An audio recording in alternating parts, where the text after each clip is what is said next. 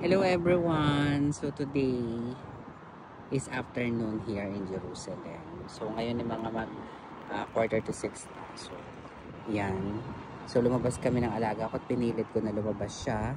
So maganda at nasilayan ko itong sunset ng bonggang-bongga. Tapos may nakita ko dito itong pigeon. Yan. So ayan ang pigeon na yan. So sabi ko sa kanya mag-stay lang dyan. So yun, lumipad na.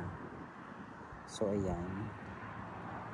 Ito ang sunset. Everyone ng bonggang-bongga. So diba? Ang gandang pagmasdas ng sunset, everyone. Sunset na sunset. Talagang walang halong AI. Authentic na authentic. Coming from nature.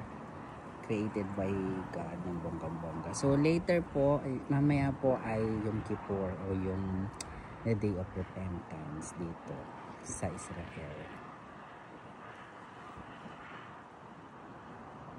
So ayan. So mamaya po everyone ay mga wala ng sasakyan. Tingnan wala sasakyan dyan. Diba? So diretso yung doon.